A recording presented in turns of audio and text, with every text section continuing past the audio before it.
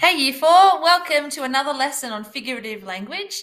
Today we're going to be looking at onomatopoeia again, but this time delving a bit deeper into it and using it in a descriptive piece of writing.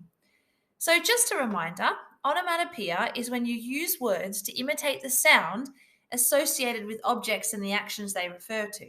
So for example, have a look, the racing car, vroom, the sneeze, achoo is the sound imitating the sound of the sneeze. We write it as achoo. Snap for the camera, purr for the cat. We know all of those from last week.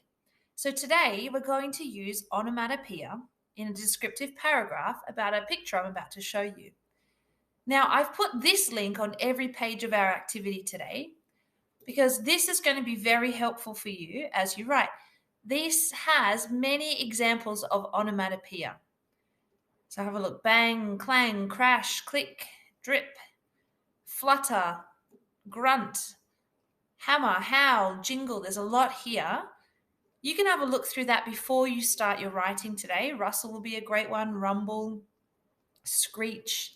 Many great examples, so you can start using them in your writing and you don't have to sit there for a long time trying to rack your brain for things that you might already know. This word wall is going to give you lots of great examples. Now, there are two parts to the task today.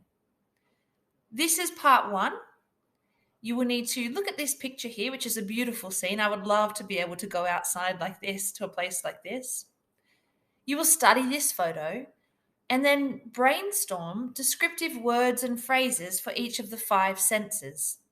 So you can see here this picture of an eye. The first thing you need to do is brainstorm some things that you would see, some things you see if you were in this scene. The second thing, now the reason I've put the onomatopoeia link here is because you're going to brainstorm some sounds that you might hear. So this is where you could put some examples of onomatopoeia. You could describe rushing waters or rustling leaves or things like that. If you were standing right here in this scene, what would you hear? Taste. If you were standing right here, what would you taste? If you were standing right here, what would you smell? What types of things would you be able to smell in this fresh air? And what would you feel if you were there? What types of things would you feel beneath your hands? Now it says descriptive words and phrases. To help you again, I've put this link, which is a link to an adjectives word mat, which will give you some describing words that might be useful for this first section.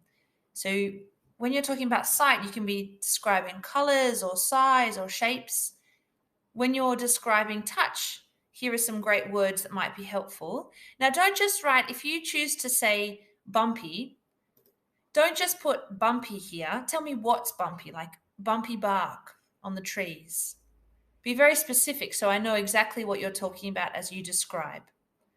So this part here should take you about 10 minutes for your descriptive words and phrases using the 5 senses, and you've got the things here to help you. Then for the next 15 minutes or so, you're going to write a description of the scene using those things that you wrote down for the 5 senses and include at least one example of onomatopoeia. So use these words that you have formulated and gathered and collected here in your paragraph that describes this scene. Now, in particular, the ones you wrote down for here, things that you can hear, will be great examples of onomatopoeia. And it's just at least one example of onomatopoeia here today, but we'll see how many you can do. Once you've written your description of this scene, I want you to use the highlighting tool to highlight some the different examples of onomatopoeia that you have in your piece of writing. Now, I've set a paragraph, so we're looking for at least 5 sentences today because you're describing the 5 sentences, or the 5 senses, sorry. So you'll have at least 5 sentences, probably even more, to give a really great description of this scene.